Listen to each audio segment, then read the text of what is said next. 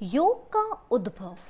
योग के उद्भव का अर्थ योग की उत्पत्ति, योग की शुरुआत और जन्म से है। योग की उत्पत्ति को जानना उतना ही ज़रूरी है जितना योगिक लाइफ को जीवन में अपनाना। योगिक लाइफस्टाइल से मतलब है to maintain a healthy body plus a focused mind and a compassionate heart.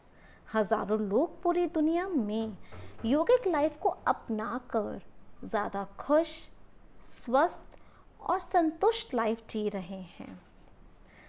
योग का उद्भव जानने से पहले ये भी जानना होगा कि वेदों की उत्पत्ति कहाँ से हुई, क्योंकि सबसे पहले वेदों में ही योग का वर्णन मिलता है। सृष्टि के आरंभ में अग्नि, वायु, आदित्य एवं अंगिरा नामक ऋषियों ने परमात्मा से प्राप्त प्रेरणा के आधार पर वेदों की रचना की। क्या आप जानते हैं, ऋग्वेद हिंदू धर्म का सबसे पुराना ग्रंथ है और संस्कृत सबसे प्राचीन भाषा।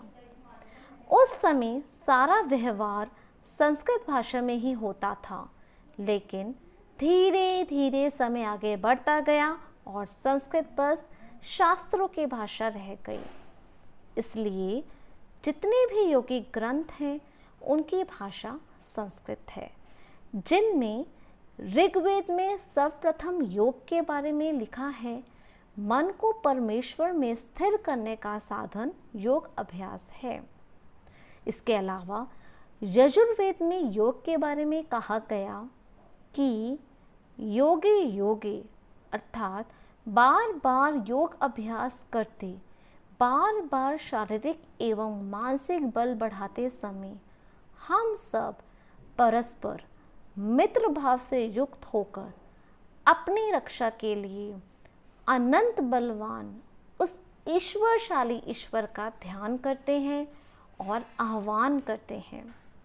क्या आप जानते हैं योग के प्रथम वक्ता कौन थे? आपके लिए ये जानना भी उतना ही इम्पोर्टेंट है जितना योग का उद्भव।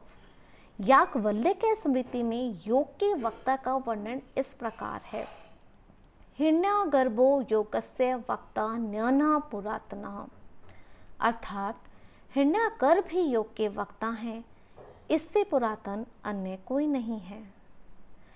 इन सभी से यह स्पष्ट होता है कि योग के प्रथम वक्ता हिरण्यगर्भ हैं। हिरण्यगर्भ को वेदों में स्पष्ट करते हुए कहा गया कि हिरण्यगर्भ परमात्मा का ही विश्लेषण है, अर्थात परमात्मा को ही हिरण्यगर्भ के नाम से पुकारा जाता है।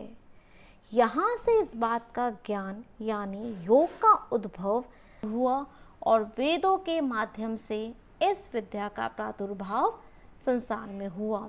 वीडियो पसंद आई हो तो इसे लाइक करना ना भूलेगा and do subscribe my channel for such more videos. Thank you.